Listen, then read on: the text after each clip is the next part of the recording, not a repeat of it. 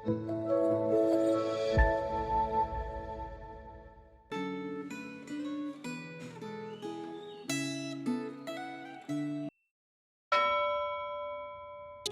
jemaat yang dikasihi Tuhan. Hari ini kita akan belajar firman Tuhan dengan tema Anugerah untuk yang tidak sempurna. Sebelum kita merenungkan firman Tuhan, mari kita berdoa. Ya Tuhan, pimpin dan sertailah perenungan kami, agar kami dapat lebih memahami apa yang menjadi kehendak-Mu dalam hidup ini. Dalam nama Tuhan Yesus kami berdoa. Amin. Firman Tuhan hari ini diambil dari 1 Tawarik pasal yang kedua. Saya akan membacakan ayat 1-4. Inilah anak-anak Israel, Ruben, Simeon, Lewi, Yehuda, Isakar, Zebulon, dan Yusuf, Benyamin, Naftali, Gad, dan Asyer. Anak-anak Yehuda ialah Er, Onan, dan Shelah. Ketiganya lahir bagi dia dari seorang perempuan Kanaan, anak Syua. Tetapi Er, anak sulung Yehuda, jahat di mata Tuhan, maka ia membunuhnya.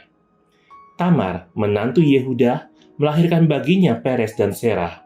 Semua anak Yehuda berjumlah 5 orang. Jemaat yang dikasihi Tuhan, anak-anak Israel adalah bapa leluhur 12 suku Israel. Mereka jauh dari sempurna, tetapi mereka mendapat kasih karunia Allah untuk menjadi umat pilihannya. Secara individu, mereka memiliki banyak cacat celah, tetapi Allah berkenan memakai keturunan mereka untuk melaksanakan rencananya.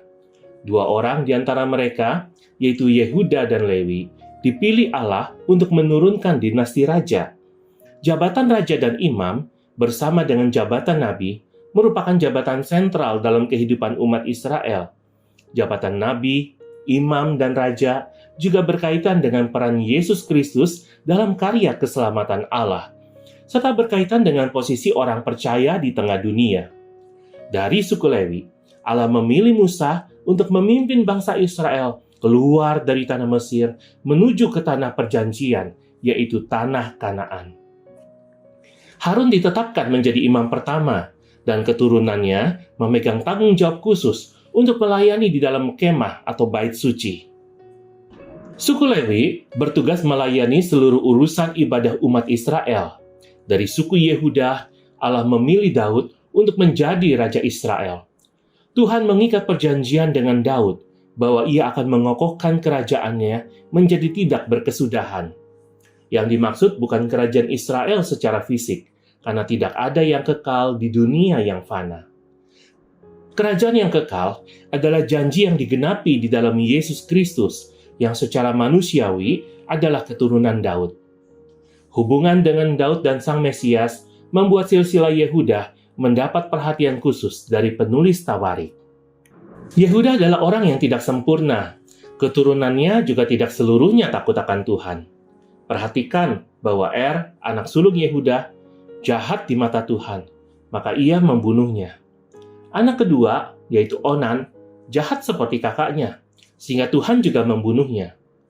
Akan tetapi, tidak sedikit juga keturunan Yehuda selain Daud yang hidup benar dan berkenan kepada Tuhan. Misalnya, Besaleel yang berperan sangat penting dalam membangun kemah suci. Tuhan memberinya kemampuan dan keahlian untuk merancang dan membuat atau membangun sebuah perlengkapan kemah suci. Seperti anak-anak Israel yang tidak sempurna, tetapi dipilih Tuhan karena kasih karunia yang ajaib.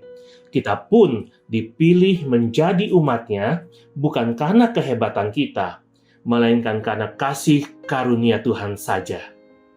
Kasih karunia itu nyata justru ketika kita merendahkan diri dan mengakui ketidakmampuan kita. Periksalah diri Anda.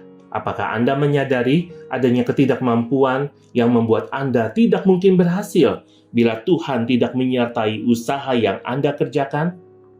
Mari kita berdoa.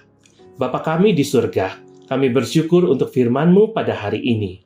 Terima kasih karena melalui firman-Mu, Engkau mengingatkan kami bahwa kasih karunia-Mu bekerja bagi orang-orang yang tidak sempurna. Kami mengaku ya Tuhan, bahwa kami pun bukan orang yang layak untuk dibanggakan. Ada banyak kelemahan, kegagalan, dosa, dan ketidakmampuan dalam hidup kami. Tetapi kami bersyukur karena Engkau tidak memilih kami berdasarkan kehebatan kami, melainkan karena kasih karunia-Mu. Tuhan, ajar kami untuk rendah hati di hadapan-Mu. Jauhkan kami dari hati yang sombong, yang merasa mampu berjalan sendiri tanpa Engkau. Tolong kami berani melihat diri kami dengan jujur, mengakui ketidakmampuan kami, dan bergantung kepadamu dengan sungguh-sungguh. Biarlah kami tidak menyia-nyiakan kasih karunia-Mu, tetapi hidup setia dalam panggilan yang Tuhan berikan kepada kami. Dalam nama Tuhan Yesus kami berdoa. Amin.